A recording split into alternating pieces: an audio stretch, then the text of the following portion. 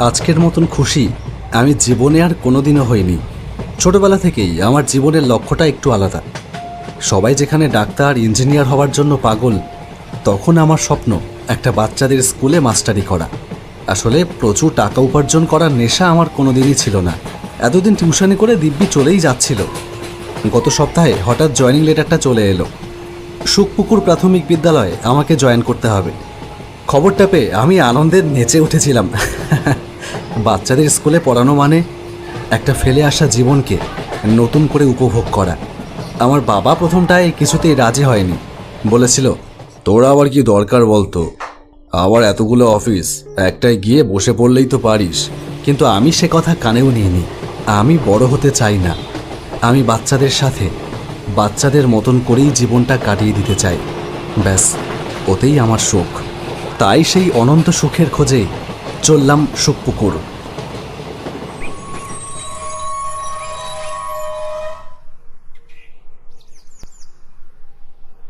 Platform থেকে বেরিয়ে auto স্ট্যান্ডের কাছে গিয়ে বললাম, দাদা সুখপুকুর প্রাইমারি স্কুল যাবেন?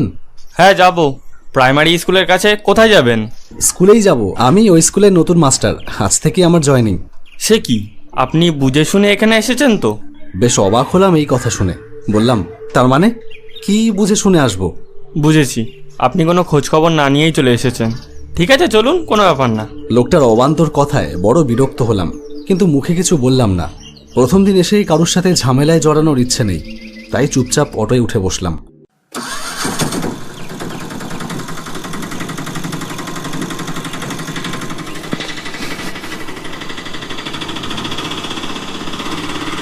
কিছুক্ষণ পর অটোটা একটা স্কুলের সামনে এসে থামলো। অটোওয়ালা বলল, নিন নামুন, স্কুল চলে এসছে।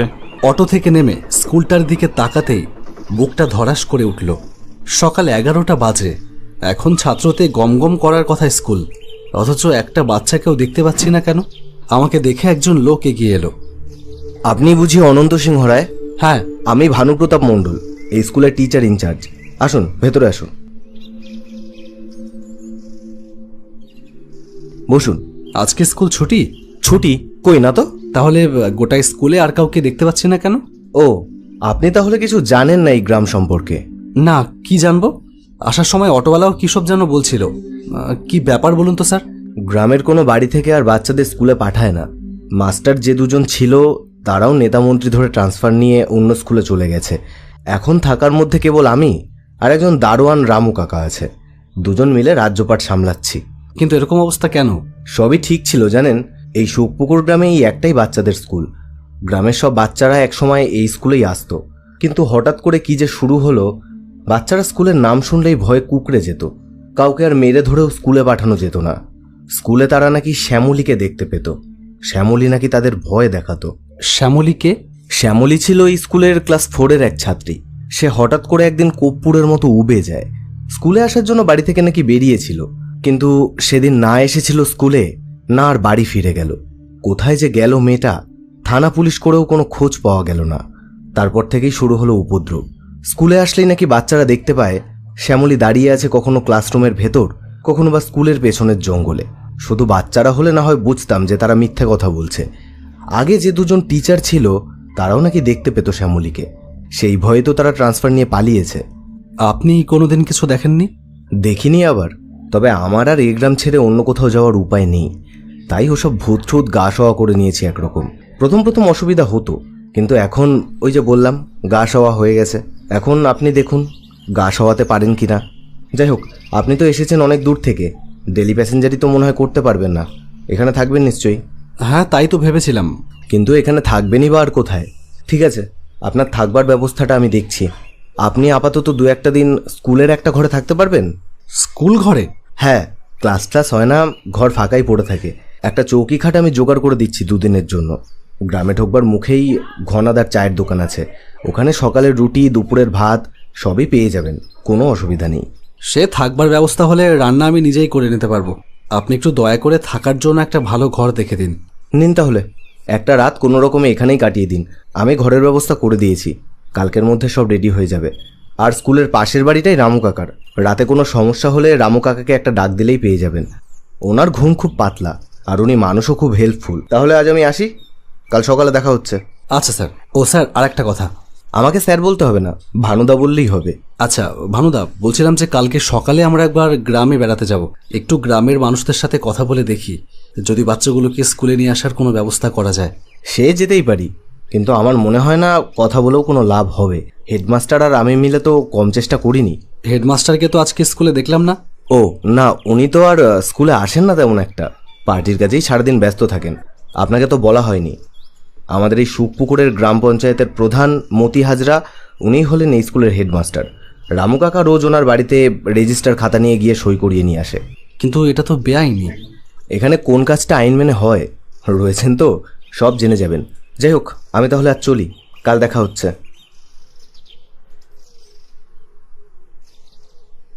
দুপুরে ঘনাদার দোকান থেকে খাওয়া দাওয়া শেষ করে ফিরছি, এমন সময় ফোনটা বেজে উঠল। দেখলাম বাবা। এই রে, এখানকার কথা বাবাকে সত্যিটা বলা যাবে না, তাহলে চিন্তা করবে। হয়তো বলেই বসলো কালকেই বাড়ি চলে আসতে। হ্যাঁ বলো বাবা। কিরে, পৌঁছে একটা ফোনও তো করলি না। এদিকে তোর মা চিন্তা করে করে একশের হয়ে যাচ্ছে, আর সময় পাইনি, সবে এলাম তো। সে তো জানি। তা বল, প্রথম দিন ক্লাস কেমন কাটলো? ক্লাস? হ্যাঁ, ভালোই ভালোই কেটেছে, প্রচুর ছাত্রছাত্রী। সে তো হবেই, গ্রামের স্কুল। কিন্তু আমি একটু খোঁজ খবর নিয়েছিলাম বুঝলি। আমি তো দেখলাম জায়গাটা খুব একটা ভালো না। কি সব ভুতুরে ব্যাপার ট্যাপার আছে নাকি? স্কুলে নাকি ছাত্রছাত্রী আসে না ভূতের ভয়? না না, কে বলেছে ওসব? ওসব সেফ গুজব, এখানে ওসব কোনো ব্যাপারই নেই। হ্যাঁ, আমারও তাই মনে হয়। এখনকার দিনে ভূত সব ননসেন্স কনসেপ্ট। ঠিক আছে, রাখি। তোর মাকে একবার ফ্রি হলে ফোন করে নিস। আচ্ছা। ও, আর আসল কথাটাই তো জিজ্ঞেস করা হয়নি। বলছিলাম যে থাকা খাবার ব্যবস্থা কি হলো? রান্নার লোক পেয়েছিস? না না, সবে তো এলাম, একটা দিন তো সময় লাগবে। এখানে হোটেল থেকেই লাঞ্চ করে ফিরলাম, আর থাকার ঘর কালকের মধ্যে পেয়ে যাব। আজ রাতে স্কুলেরই একটা গেস্ট রুমে থাকবো। Guest room? ওখানে আবার গেস্ট রুম কোথায়? ও আছে বাবা, তুমি না বড্ড বেশি প্রশ্ন করো। রাখছি এখন, পরে কথা হবে। তাহলে থাকবার জায়গা পছন্দ হয়েছে তো? হ্যাঁ হ্যাঁ, ঠিক আছে। কল, বাথরুম সব বাড়ির পেছন দিকটায় আছে, আপনি পরে গিয়ে দেখে নেবেন। ঠিক আছে, তাহলে আমি যাই, আমিও রেডি হয়ে স্কুলে আসি, আর আপনিও আসুন। ও, আর একটা কথা, কাল আপনাকে হেডমাস্টারের খাতা সইয়ের ব্যাপারটা যেটা বললাম, ওটা যেন পাঁচকান করবেন না, তাহলে মুশকিল হয়ে যেতে পারে। না না, আমি আর কাকে বলতে যাব? আপনি যান, আমি আসছি। আর রাতে আমি যেটা বলেছিলাম সেটা মনে আছে তো? কোনটা বলুন তো? ওই যে গ্রামের মানুষদের সাথে কথা বলতে যাওয়ার ব্যাপারটা। ও হ্যাঁ হ্যাঁ, সে যাবো খুন, আসুন। তবে আমার মনে হয় না খুব একটা লাভ হবে। না না মাস্টার মশাই, স্কুলে আমাদের বাচ্চাদের আর পাঠাবো না। কিন্তু স্কুলে না পাঠালে ওদের লেখাপড়ার কি হবে? ও, আমাদের ছেলে মেয়েদের আর লেখাপড়া করে কি হবে মাস্টার মশাই? আমরা গ্রামে থাকলেও শহরের সব খবরই রাখি, খবরে তো দেখি হাজার হাজার শিক্ষিত ছেলে মেয়ে চাকরির জন্য পথে বসে ধর্ণা দিচ্ছে, তবু চাকরি হচ্ছে না। তাই ওসব আশা আর আমরাও করি না। কি বুঝলেন তো, আর কোনো বাড়ি গিয়ে লাভ নেই, এখানে যেখানেই যাবেন এই এক কথাই শুনবেন। চলুন স্কুলে ফেরা যাক। স্কুলে সারাদিন ভানুদার সাথে এটা ওটা নিয়ে গল্প করে কাটিয়ে দিলাম। আজকেও ঘনাদার দোকানে দুপুর আর রাতের খাবার শেষ করেছি। রান্নার সরঞ্জাম এখনো জোগাড় করা হয়নি, কাল বাজারে গিয়ে সবকিছু কিনে আনতে হবে। এখন ঘুমিয়ে পড়া ছাড়া আর কোনো কাজ নেই। নতুন জায়গায় এলে এই এক সমস্যা, ঘুম কিছুতেই আসতে চায় না। অনেকক্ষণ চোখ বন্ধ করে ঘুমানোর চেষ্টা করে যখন ব্যর্থ হলাম, তখন চোখ খুলে বিছানায় উঠে বসতেই চমকে উঠলাম। জানলার পাশে একটা বাচ্চা মেয়ে এসে দাঁড়িয়েছে। কতক্ষণ থেকে দাঁড়িয়ে আছে জানি না, আমার দিকে এক দৃষ্টিতে তাকিয়ে আছে। ভাবলাম ঘুমের ঘরে ভুল দেখছি না তো। দুহাত দিয়ে চোখটা রগড়ে নিয়ে ভালো করে তাকালাম। না, কোথায় বাচ্চা মেয়ে? কেউ কোথাও নেই। ভুলই দেখেছি হয়তো। হোটেলের খাবার খেয়ে পেট গরম হলো নাকি? একটু বাথরুমে যাওয়ার জন্য বেরিয়েই দেখলাম রাস্তার ওপারে সেই বাচ্চা মেয়েটা, স্কুল ড্রেস পরা একটা ফুটফুটে বাচ্চা মেয়ে। তার মানে একটু আগে আমি ভুল দেখিনি, মেয়েটা সত্যিই আমার জানলার পাশে এসে দাঁড়িয়েছিল। কিন্তু কে মেয়েটা? এইটুকু একটা মেয়ে এত রাতে এইভাবে বাইরে কি করছে? আমি ডাকলাম তাকে, এই যে, কে তুমি? এত রাতে এখানে কি করছো? আমার কথায় মেয়েটা কোনো উত্তর দিল না, সোজা হাঁটা শুরু করলো। এ তো ভারী আশ্চর্য। এ যায় কোথায়? এই যে, কোথায় যাচ্ছ? দাঁড়াও, দাঁড়াও বলছি। সে থামল না, সোজা হেঁটেই চলল, আর আমিও হেঁটে চললাম তার পেছন পেছন।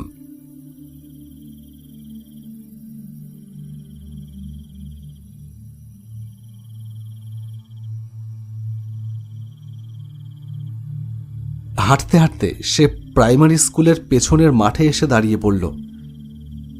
এই জায়গাটা গাছগাছালির আড়ালে একটু জঙ্গল মতন। গ্রামের কেউ যদি দেখে ফেলে তাহলে কেলেঙ্কারি হয়ে যাবে। এ তো ভারী বিপদ। এতক্ষণ একটা কথা আমার মাথাতেও আসেনি, কিন্তু এবারে সেটা মনে পড়তেই আমার সারাটা শরীরে কাঁটা দিয়ে উঠল। এই মেয়েটাই কি শ্যামলী? তাছাড়া গ্রামের কারো মেয়ে তো এখন এইভাবে বাইরে থাকবে না। তাহলে তো এই মেয়ে শ্যামলী না হয়ে যায় না। কিন্তু শ্যামলীর তো মারা যাওয়ার খবর পাওয়া যায়নি। ওকে নিয়ে যে ভৌতিক রটনা, তা তো মানুষের কল্পনাও হতে পারে। এমনই এক দোটানায় যখন মনের ভেতর উথাল পাথাল হচ্ছে, তখনই সেই বাচ্চা মেয়েটা আমার দিকে ঘুরে দাঁড়ালো। তারপর বলল, হ্যাঁ, আমি শ্যামলী। এতক্ষণ পর যেন সত্যি সত্যি ভয় পেলাম। যেন মনে হলো একটা বহুদিনের মরা শরীর যেন আমার সামনে নিথর হয়ে দাঁড়িয়ে আছে। ভয় যতটা হলো, তার চেয়ে বেশি হলো মায়া। আহারে, এইটুকু একটা মেয়ের এ কি পরিণতি! পরিস্থিতির সাথে দ্রুত ধাতস্থ হলাম। বুঝলাম ভয় পেলে চলবে না। জিজ্ঞেস করলাম, তোমার এই পরিণতি কিভাবে হলো? তুমি আমাকে বলবে? বলতেই তো চাই, কতজনকে বলতে চেয়েছি, কেউ শুনতে পায়নি। সবাই ভয় পেয়েছে, আমাকে দেখে সবাই পালিয়ে গেছে। তোমার আমাকে ভয় করছে না? না, ভয় করছে না। তোমাকে ভয় পাবো কেন? তুমি এইটুকু একটা মেয়ে। তুমি আমাকে বলো, কিভাবে তোমার এই পরিণতি হলো? স্কুলের হেডমাস্টার আমাকে মেরে ফেলেছে। সেদিন আকাশে অনেক মেঘ করেছিল। আমি সেই জন্য তাড়াতাড়ি বাড়ি থেকে বেরিয়ে পড়ি স্কুলে যাবার জন্য। স্কুলে যাবার পরই ভীষণ জোরে বৃষ্টি নামলো, আর কেউ তখনও স্কুলে আসতে পারেনি। শুধু হেডমাস্টার মশাই এসেছিল। হেডমাস্টার মশাই আমাকে তার মাস্টার মশাইদের ঘরে ডেকে নিয়ে গেল।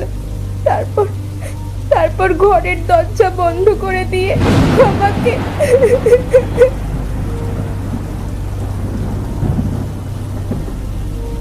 স্যার, আপনি কি করলেন? আমি সব দেখে ফেলেছি। আমি সবাইকে বলে দেব। আপনি মানুষ নন, আপনি একটা জানোয়ার। শোন রামু, তুই তো জেনেই গেছিস যে আমি একটা জানোয়ার। তাই যদি বাঁচতে চাস তাহলে তুই কিচ্ছু দেখিসনি, কিচ্ছু জানিস না। আর যদি মুখ খুলিস তাহলে তোর ঘর বাড়ি সব আমি জ্বালিয়ে দেব। তোরও একটা মেয়ে আছে না? সেটাও বেশ ডাগুর ডুগুর হয়েছে। ঘরে ছেলে ঢোকালে ভালো লাগবে? এখন যেমন চুপ করে আছিস, সারা জীবন এরকম চুপ করেই থাকবি, মনে থাকে যেন। এখন যা, এর বডিটাকে তাড়াতাড়ি স্কুলের পেছনের বাগানে পুঁতে দিয়ে আয়। বাইরে বৃষ্টি পড়ছে, লোকজন কেউ বেরোয়নি, কেউ দেখবে না। যা যা, দেরি করিস না। তুমি ওই দুষ্টু হেডমাস্টারকে শাস্তি দাও মাস্টার মশাই। আমি জানি তুমি খুব ভালো, তুমি শাস্তি দেবে না? বলো না মাস্টার মশাই, তুমি ওকে শাস্তি দেবে না? দেব, আমি অবশ্যই শাস্তি দেব। হ্যাঁ, দাও। তুমি ওই বদমাইশটাকে পুলিশে ধরিয়ে দাও। না না মাস্টার মশাই, আমি আর ভয় পাই না। ঠাকুর করে আমার মেয়েটাকে কোনো রকমের শ্বশুরের ঘরে পাঠাতে পেরেছি যখন, তখন আমার আর প্রাণের মায়া নেই। সেই জানোয়ারটা যদি আমার ঘর বাড়ি সব জ্বালিয়ে দেয় তো দিক, যদি আমাকে প্রাণে মেরেও ফেলে তো মারুক। এতগুলো বছর যে কি আগুন বুকে চেপে আমি মুখ বুজে আছি মাস্টার মশাই, তা বলে বোঝাতে পারবো না। আমি নিজের হাতে ওই ফুটফুটে মেয়েটাকে কবর দিয়েছি, নিজের হাতে। আমি চাই ওই জানোয়ারটা শাস্তি পাক, না হলে আরও অনেকের সর্বনাশ হবে মাস্টার মশাই। আমি আর কারুর সর্বনাশ দেখতে পারবো না। রোজ রোজ যখন ওই মতি হাজরার বাড়িতে হাজিরার খাতাটা নিয়ে যাই, মনে হয় ওর টুটিটা চিপে ধরি। তুমি কোর্টে গিয়ে বিচারকের সামনে সবটা বলতে পারবে? পারবো, আমি পারবো মাস্টার মশাই, আমাকে যে পারতেই হবে, তাহলেই হবে। রামু ওরফে রামানন্দ মাঝির দেওয়া সাক্ষীর ওপর ভিত্তি করে এবং শোকপুকুর প্রাইমারি স্কুলের পেছনের গর্ত খনন করে পাওয়া মৃতদেহের কঙ্কালের ফরেন্সিক রিপোর্ট অনুযায়ী এই কোর্ট অভিযুক্ত মতি হাজরাকে দোষী সাব্যস্ত করল এবং তাকে শোকপুকুর গ্রাম পঞ্চায়েতের পদ থেকে বহিষ্কারের নির্দেশ দিল। সেই সঙ্গে তাকে যাবজ্জীবন সশ্রম কারাদণ্ডে দণ্ডিত করল। যে সুখের সন্ধানে এসেছিলাম এই শোকপুকুরে, তা এবার খুঁজে পেলাম। এরপর থেকে স্কুলটা আবার ছাত্রছাত্রীতে গমগম করতে থাকে।